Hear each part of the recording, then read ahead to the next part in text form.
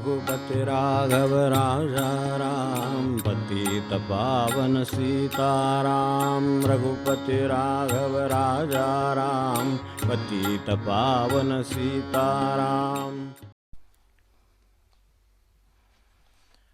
अहंभूताचं निवारण झालं नसेल तर आपल्याला अजून बघायचं राहिलेलंच आहे.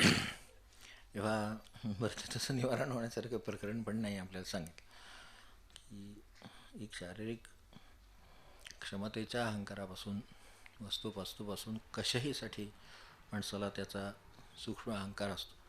आता एखादं म्हणेल की अहंकार मला काही अहंकार नाही कशाचा, असं जर म्हटलं तर आपण सगळे वाचताच आहात. मूळही कृष्णमूर्ती वाचत असाल तर ते केव्हा ओळखायचं असतं? मांजराचा स्वभाव त्याची सांगितलं तसं. ज्या वेळेला पाठीवरनं अगदी हात फिरवतात तेव्हा तुमच्या मांडीवर त्याच्यासारखं प्रेमळ कोण? जरा उलट्या बाजूने हात फिरवला की ती नख्या काढतो बाहेर. तर तसं म्हणजे त्याचा स्वभाव खरा कुठला? तर त्याचा खरा स्वभाव तिथे आहे, तो हिंस्र आहे. फक्त पाळीव म्हणून आपल्याकडे हिंस्र पाळीव सगळे प्रकार केलेले आहेत. यातलं पाळीव जे आहे ना त्याच्यामध्ये हे असं हात फिरवत राहिलं तर ते तसं राहतं, आणि नाही राहिलं तर काय होतं? नाही राहिलं तर काय होतं? तर नख्या काढतं. मग ते आता त्याचा मालक आहे, त्याचं हे आहे ते त्याच्या त्यावेळेला नाही. त्या ठिकाणी राग अहंकार तो मूळ ते येतं कुठून? म्हणून अहंकाराच्या बाबतीत ही अडचण अशी आहे की म्हटलं तर अहमशिवाय चालत नाही, आणि म्हटलं तर अहंकाराशिवाय दुसरं काय आड येत नाही. अहमची मोठी अडचण आहे. म्हणजे अहम ही म्हणजे माणसाची जाणीव आहे मूळ सांगायचं तर जाणीव खरं शुद्ध आहे, त्यामुळे तिच्याशिवाय तर चालणार नाही. अहमची जाणीव नसेल तर माणसाचं शरीर पोषण सुद्धा व्हायचं नाही साधं. कारण त्याला शेवटी भूक लागली, तहान लागली, अहम आतून जाणीव आहे. तो जो हुंकार आहे, पहिल्यांदा हुंकार देतात मला, तो शुद्ध अहमच आहे. त्याच्यामध्ये आणखीन काही नसतं. तर ते तेवढंच आहे, पण ते त्याच्याशिवाय चालत नाही. त्याची काहीतरी अभिव्यक्ती असते. पहिल्यांदा मुलं रडतात. हे अगदी जन्माला आलेल्या मुलांचं आपल्याला माहिती असेल की ते उलटं धरा आडवं घरा काय ते घरा, एकदा ते रडलं म्हणजे बाकीचे मोकळे झाले असं म्हणतात. ते नाही, त्याच्या ज्या सगळ्या सिस्टीम्स आहेत त्या सगळ्या व्यवस्थित आहेत असं त्याचा अर्थ झाला. मग ह्याच्यानंतर आता मोठेपणी तसं करणं आता म्हणजे हे वेगळे झाले. तर तसं काही करू नये. म्हणजे तो तिथून शिरतो पण तो हळूहळू अहंकाराकडे शिरतो.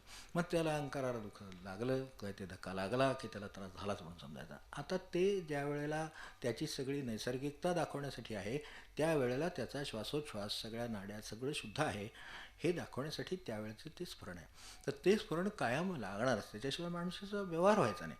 म्हणजे अंतकाळापर्यंत जर काय लागणार असेल तर अहमची जी सूक्ष्म जाणीव आहे, आणि अहम हा जो कोहम सोहम त्यातला जो आहे तो त्यातला सोहम आहे, इथपर्यंत त्याला काम करायला सांगितलेलं आहे. पण तो आता जात नाही तिथपर्यंत. याला कोण आडवं येत असेल तर हे जागं झाल्यानंतर हळूहळू नकळत प्रवेश करणार आणि जड होत जाणारं मन त्याच्यामध्ये प्रवेश करत तिथून पुढे मग सगळं ऐकावंच फक्त नुसतं, बाका त्याचं काय आहे ते. म्हणजे आपल्याला मागे म्हटलं तसं की अगदी दुसरीतलं मूल जरी झालं, चौथीतलं मूल जरी झालं तरी ते पहिलीतल्या मुलाकडे बघून म्हणतं काय तुला साधं अक्षर नाही आहे.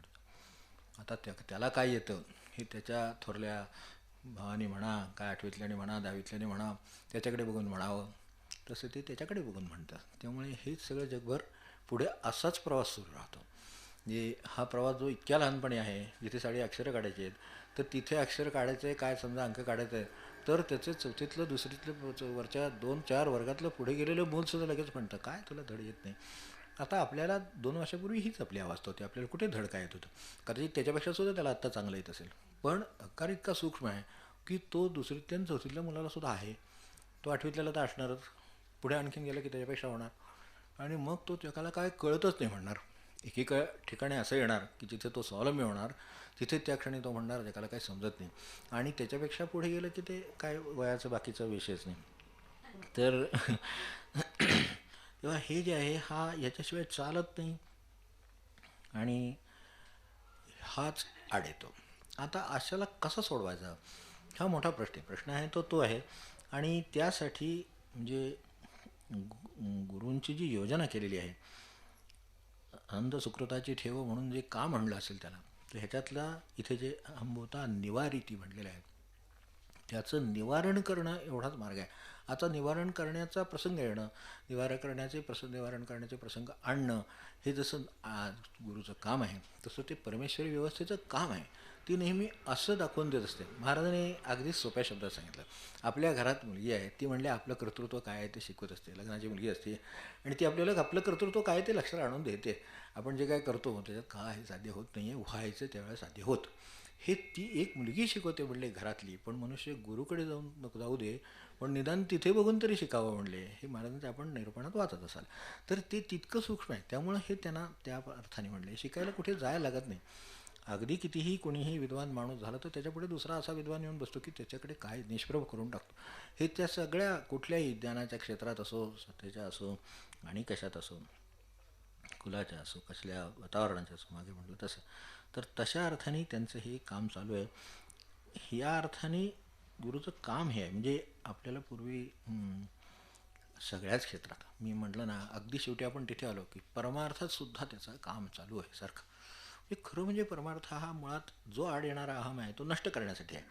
मग त्यातली प्रत्येक गोष्ट पारमार्थिकदृष्ट्या घेतली की ती अहम नष्ट केला का त्यांनी मग चांगलं झालं. पण अहंकार आड येणार, तो आड येणारच आहे. मग ती गोष्ट जवळजवळ ज्यांनी जवळ महाराजांच्या राहूनसुद्धा ज्यांनी निवास करून शिकून सहवासाने सगळं असूनसुद्धा म्हणजे दामलेंनी यांना आणलं, ब्रह्मानंदांना आणलं, आपल्याला गोष्टी सगळ्या आठवत असेल तर ते सुद्धा त्या अंधाऱ्या खोलीत त्यांना म्हणावं असं वाटलं. त्यांना ब्रह्मानंद आत आल्यावर, त्या काळात तंबाखू खाण्याची पद्धत होती जास्त, तर त्यामुळे तंबाखू मागायला आल्यावर ते ब्रह्मानंदांना म्हणाले, तुम्ही आमच्या मागून आलात.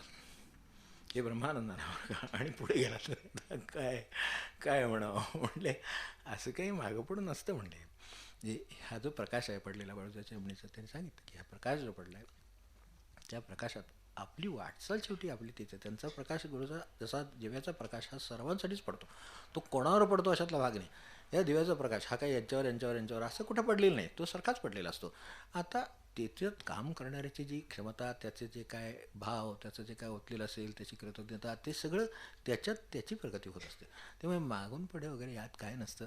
जो जेवढं स्वीकारू शकतो, ते जसं ज्याचं जेवढं भांडं तेवढं तो घेऊन जातो, तसं तो जेवढं स्वीकारू शकतो तेवढा तो पुढे जातो. आता स्वीकारण्यात पुन्हा आड कोण येतं, तोच अहम परत. म्हणजे हे जे आहे अहमपणा घालावीला सांगून मागण्यास भिक्षा, किती लोकांना सेवाने भिक्षा मागायला लागली असेल. म्हणजे ते पदाने मोठे होते, ह्यानी मोठे होते, सगळं होतं. ते जसं बाबा सांगायचे तसं की त्या न्यायाधीशाला ते विसरता येतं शेवटी की पेन्शन आहे. म्हणजे कुठेतरी परत ते अहम, तो पैसा तो आहेच. आणि ते घालवण्यासाठी त्यांना भिक्षा मागायला सांगितली होती. खरं म्हणजे ती त्यांच्या गुरुनी सांगितले. शेवटी कार्य एकच असतं, ते कोणतेही गुरु कुठल्याही ठिकाणी करू दे, त्यांचं कार्य एकच असतं. तसं ते त्या न्यायाधीशांना ओळखल्यावर ते मागे आपल्याला म्हणतात तसं की त्यांना ते म्हणले मागून पाठला केला, ते म्हणले आहे मग ह्याच्यासाठीच आलो आहे. माझ्या गुरुनी इथे देवळाच्या दारात बसून इतर विकाऱ्यांच्या बरोबर भिक्षा मागायला सांगितलेली आहे. पण मी मागतो, डबा वाजवतो, ते टाकतात, ते नाणं घेतो. आता पण घरी आल्यावर मला माझ्या तिकडे खात्याला पेन्शन जमा होते हे विसरता येत नाही अजूनही. म्हणजे वास्तविक भिक्षा मागतायत, किती त्याग केला असेल. एक न्यायाधीश माणूस आहे, कल्पना करा की त्याची परिस्थिती किती असेल त्या काळात ती, आणि ही जुन्यातली गोष्ट. तर त्याचा आप किंवा त्याच्या हाताखाली माणसं किती, केवढा त्याचा हे असेल. पण तिथे बसल्यानंतर त्यांनी ते डबा वाजवून भिक्षा मागितलेली आहे. सगळं आहे, देवळाच्या दारात बसलेले आहेत, वेश पाठवून साध्या भिकाऱ्याच्या वेशात बसलेले आहेत. म्हणजे वेश सोडला, मान सोडला, सत्ता सोडली, सगळं सोडलं त्याच्यातलं तसा विचार केला तर. पण तरीसुद्धा आता न्यायाधीश हे पद आहे केवढं तरी, तर त्याला आज त्याही गोष्टीला आज एक वेगळा पद्धतीचा मान आहे. अजूनही तो आहे, त्याकडे तर कितीतरी होता आणखीन.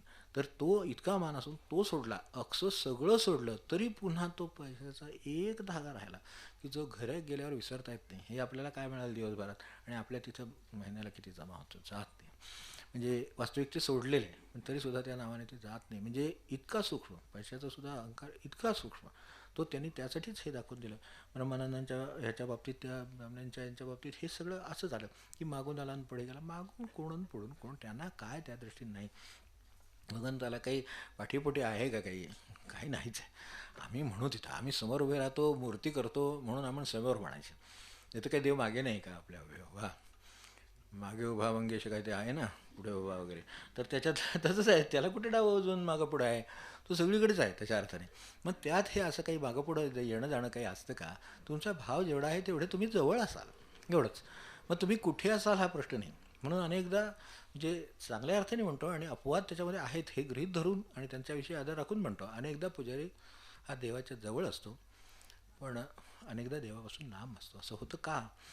अनेकदा लांब असलेला भक्त त्याच्या जवळ असतो. म्हणजे हा शेवटी भावाचा फरक आहे. त्यांनी जे स्वतःला म्हणजे अगदी महाराजांच्याच उदाहरणात सांगायचं झालं तर ते शेवटी गुरुपद त्यांच्याकडे आलं याचं जे उत्तर आहे तेच उत्तरात पुन्हा तेच परत की ब्रह्मानंदांची योग्यता, साधना, तपश्चर्या सगळं काही कमी होतं का? मागताना सुद्धा त्या गोष्टीत सुद्धा मागताना पुन्हा ब्रह्मानंदांचं तेच आहे की आपण माझी विद्या घ्या. म्हणजे त्यांना सूक्ष्म ती त्याची कल्पना आलेली आहे. ज्याचं चित्त एवढं शुद्ध झालेलं आहे की ज्याला महाराज स्वतःच्या तोडीचं समजतात त्याचे सुद्धा त्यांनी प्रार्थना करून मागितलं ते माझी विद्या घ्या म्हणले. कारण विद्या एवढंही संपादन केलेली आहे की त्या काळात त्याला एवढा मान आहे की त्याच्यापोटी पुन्हा मान किंवा अपेक्षा शिरली किंवा मी जर त्यात सापडलो तर विद्येचा अभिमान सूक्ष्म असतो, तो जात नाही. आपल्याला कोणालाही तुला म्हणजे असं कोणी म्हणू नये कोणाला, पण तरी सुद्धा तुला काय कळते का असं म्हणलं की लगेच माणसाला तुला काय कळते हा पहिला प्रश्न आहे. मीला तू जे येतं ना ते त्यातल्या अनुभवाचं रिफ्लेक्शन आहे, त्याचं ते प्रतिबिंब दाखवतं बाहेर लगेच. तर हे जे दाखवतं ते लहान मोठं नाही, काही नाही, बरोबरीचं नाही, कशाचं नाही. तर त्या अर्थाने तिथे सुद्धा त्यांनी विद्या द्या म्हणलेलं, माझी विद्या तेवढी घ्या. विद्या घ्या म्हणजे विद्येचं माझ्या मनात काय जर शिल्लक राहिला असेल अहंकार, म्हणून त्यांना शास्त्रार्थ विचारल्यावर सुद्धा त्यांनी सांगितलं माझी जिव्हा नामाला वेकलेली आहे, मी या वेदांतात शास्त्रात पडत नाही. परत पुन्हा परीक्षेसारखं झालं ते. त्यांना त्याच्याबद्दल ती शंका विचारली. आता त्यांच्या दृष्टीनं किरकोळ गोष्ट ती, जे वेदविद्या जिंकतायत त्यांना ही गोष्ट सांगणं काही अवघड नाही. आणि तसंही विचार केला तर बिंदूत ती शिल्लक असेलच ज्ञान या नावाने, पण त्याचा अहंकारही नाही आणि ते मनाने सोडून दिलेलं आहे. त्यामुळे यात मी पुन्हा पडू इच्छित नाही हे सांगण्या इतपत त्यांची विद्या महाराजांनी काढून घेतलेली असली पाहिजे. म्हणजे विद्येचा जो अहम होईल तो काढून घेतलेला आहे. आता विद्या तर त्यांच्याकडे आहेच, तर त्या अर्थाने ती तिथेच आहे, पण तिचा कुठला अहंकार नाही. वस्तू आपल्याजवळ असावी पण ती माझी आहे असं वाटू नये.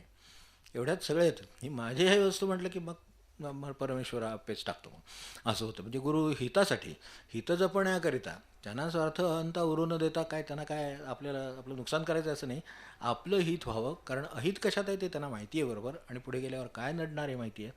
तर त्या अर्थाने सुद्धा त्यांनी ब्रह्मानंदाचे गुण जेव्हा महाराजांनी सांगितले त्यावेळी म्हणले गुणात तो माझ्यापेक्षा काकणभर सरसच असेल असं, इतकी त्यांची योग्यता आहे असं ते म्हणाले. पण मग गुरुपद मग तुमच्याकडे का आलं? मग ते म्हणले कदाचित स्वतःला विसरण्यात मी कदाचित काकणभर पुढे असेल. किती सूक्ष्म उत्तर आहे. म्हणजे जो कदाचित त्या पातळीवर गेला त्याला कळेल की स्वतःला विसरण्यात मी कदाचित किंचित काकणभर पुढे असेल. म्हणून गुरुपद माझ्याकडे आलं, त्यांच्याकडे शिष्यपद आलं. नाहीतर ते गुरुपदाच्याच याच थोरवीचे आहेत. म्हणजे इतकं जर आहे तर ह्या पातळीवर जाताना जर एवढं आडत असेल, सामान्य माणसाच्या अहंकारानं काय अवस्था होत असेल म्हणतो. त्यांची एवढी जे माहेर आहेत, जे इतके सावधान आहेत, जे विद्येचा सुद्धा बाजूला टाकायला तयार आहेत, काही नको याचा सगळ्याचा अहंकार कशाचाही नको. जमीन जमला नाही, पैसा नाही, सत्ता नाही, काही नाही, किती प्रकार आहेत अहंकाराचे आहेत, तेव्हा त्याचं त्यांनी ते निवारण केलेलं आहे. आणि म्हणून त्यांच्या मनात हा भाव कधी आलेला नाही. आणि म्हणून महाराजांनी जे उत्तर दिलं ते इतकं सूक्ष्म आहे. स्वतःला विसरलं म्हणजे त्यासुद्धा मी हा विषय नाही असं ज्याचं झालं, मी हा विषय नाही. भगवंत हा विषय कायम आहे, तो कधीही आहे. पूर्वी होता, आज आहे, उद्या आहे, सगळं आहेच. नामा काल होता, आज आहे, उद्या आहे, हे सगळं आहे.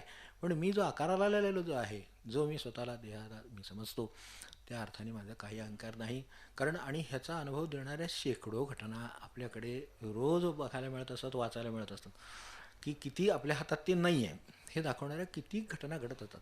सत्तेच्या बाबतीत घडतात. अहो आज इथे आज बाहेर, आज खुर्चीवर, परवा आत, काय रेजेच्या मागे काय, ह्याच्या मागे काय, काय त्याचं उद्याला असेल हे सांगता येत नाही. इतकी अवस्था बाहेर जर याची आहे तर कशाचं म्हणून अहंकार बाळगणार?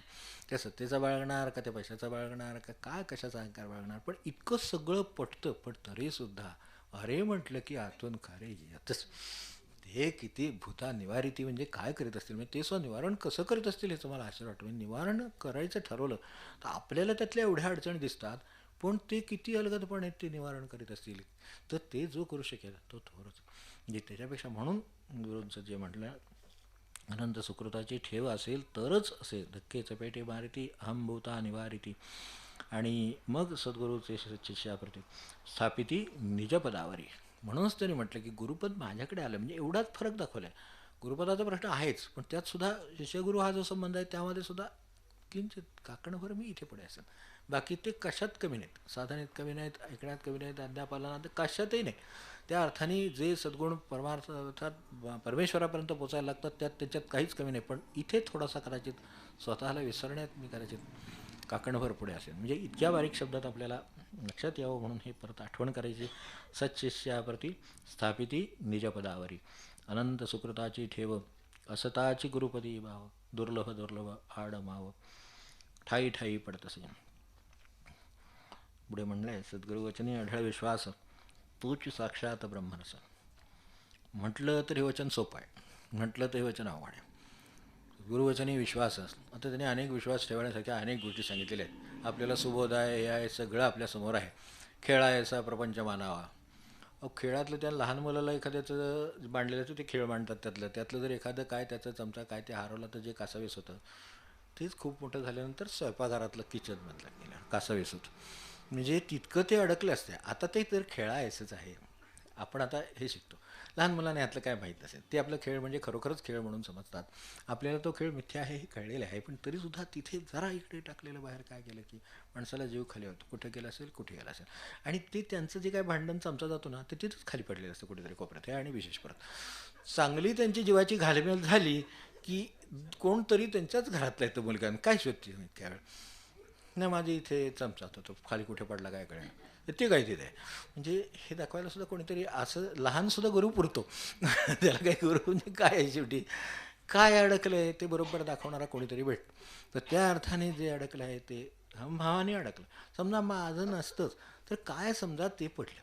बरं यांचं काही नटलेलं आहे म्हणलं तर काही नटलेलं नाही. प्रपंचामध्ये कोण कोणाचं काही कशासाठी, काही जिथे जीवाचं नडत नाही कशासाठी, असंख्य एवढे सत्ताधीश होऊन गेले, असंख्य लोक होऊन गेले, तर त्याच्यात कुठे कोणाचं नडलं नाही. जग होतं आहे, राहणार, ते चालूच राहील हे सगळं माहिती आहे, तरीसुद्धा त्या अहंकार तो त्यातलं सोडायला तयार नाही. म्हणजे आपल्याला माहिती असेलच की एकेकाळी मी हे पण बघितलं की, म्हणजे बघितलेलं काय आपणही बघितलं असेल, त्या वाटण्या, टिपिकल विषय म्हणजे वाटण्या, त्यात ती जर वाटी असली तर तोडून त्याची माळ होती आणि ती डिलिव्हर करायची होती. माणसं एकत्र यायला तयार नव्हती, कशी तरी ती एकत्र आणलेली माणसं होती. त्या दोघांनी म्हणून ते पैसे भरले, पण तिथे त्या पुतळ्यांची संख्या ऑड झाली. म्हणजे साध्या भाषेत सांगायचं म्हणजे 13 झाली सोड्यामध्ये. हां, तर 13 6 कुठंतरी होणारच की 6 7. दोन्ही पार्टी तटून बसले ते आणि ते तोडून बघितले. जे आता मला सांगा, ती काय त्यांना जेवायला खायला उपयोगी एवढी का पडणार आहे की ज्याच्यामुळे त्यांचा किंवा काय उद्धार बिद्धार होणार आहे का, काही समज नाही. 6 आले तरी तेच आहे, 7 आले तरी तेच. शेवटी आपल्याबरोबर बरं तशीही ते सगळं वरून वारस आलेले मिळवकीच नव्हे, वारसाचं होतं. तो वारसाचं आलेलं आहे, त्याच्यात 6 आणि 7मध्ये काय होणार त्यांच्यासोबत. आणि आत्तापर्यंत त्यांच्याकडे काय कमी आहे, तेव्हा यांना काय होणार आहे, काय नाही. भरलेलं भांडं आहे, आणखीन पाणी होतं तर वाहून जाणार आहे, हे प्रपंचातलं सत्य आहे खरं सांगायचं. पण तरीसुद्धा तिथे त्याच्यासाठी एवढा संघर्ष त्यांनी केलेला. आम्ही डोळ्यात देखत बघितलं. म्हटलं अहो 6 आणि 7 कोण थोरला आहे त्याला साथ द्या, साथ द्या.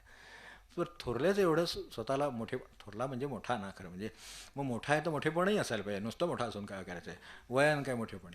तर त्या अर्थाने तुम्ही जर मोठे आहात तर मोठे आहात तर त्याला म्हणा तू साथ घे, तू साथ घे. बरं तरी 6 7च आहे बरं का, अगदी त्याला सगळं देऊन टाक म्हणत नाही मोठा आहे म्हणून, असं नाही करत आहे. पुन्हा त्याच्यात हेही म्हणतो आहोत ते मोठे आहे तर त्यांना साथ घेते, तुम्ही 6 घ्या लहान आहे, किंवा त्याला साथ द्या तुम्ही मोठेपणा दाखवून. तर नाही झालं तर न्यायानं झालं पाहिजे. जणू काय आपण आयुष्यभर पहिल्यापासून न्यायानंच वागत आलो सगळं. काय सांगावं काय प्रपंचाचे येत आहेत, जणू काय सगळं न्यायानं. अहो कशाला तिथं आता न्यायाचं कष्ट करा. नाही न्यायानं झालं पाहिजे, न्यायानं झालं पाहिजे, बरोबर आहे. पण प्रत्यक्षात 6 7मध्ये काय असं नाही. बरं तुम्ही मोठे आहात, तुम्हाला आजवर जास्त प्रेम मिळालं, जास्त त्यांचंही मिळालं, असंही विचार करा ना क्षणभर व्यवहाराने. 2 वर्ष काय 4 वर्ष तुम्ही जे काय मोठे आहात, त्या 4 वर्षांनी तुम्हाला उलटं आईवडिलांच्याकडनं जास्त मिळालं आहे ना. मग आता हे देताना त्यांना साथ मिळते ना. एकचा फरक तरी निदान सोडायला हरकत नाही, सगळी माळ सोडायला हरकत नाही खरं म्हणजे. पण तरीसुद्धा असं वाटतं नाही नाही न्यायानं झालं पाहिजे. म्हणजे न्यायानं झालं पाहिजे तर पहिल्यापासून न्यायदेवतेचीच उपासना करावी. कुठेही अन्याय होणार आहे आपल्याकडनं, असं जमले का काही आपल्याला. ते इथंच फक्त पुतळीवर फक्त तेवढं, तर तसं नको.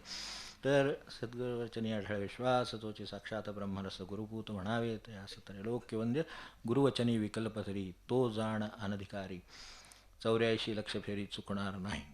अनेक वेळेला अनेकांना वाटतं की हे असं इतक्या जन्माचं काम आहे का. इतक्या जन्माचं काम आपणच करून ठेवलेलं आहे. इतक्या जन्मांचं काम नाही, एकाच जन्माचं काम आहे. गुरुवचनी विकल्पधरी, तो जाणं अनधिकारी. आता त्याला ते जमलं नाही आहे, गुरुवचनावर विश्वास नाही, विकल्पधरी, तो जाणं अनधिकारी. म्हणून आता अधिकारी असेल परमार्थाचा याच्या मोक्षाचा तर त्याचं एका जन्माचं काम आहे. म्हणून देव भेटे याची देही. हां ते आमंत्रण सांगून ठेवतात, त्यांचं आमंत्रण आलेलं आहे.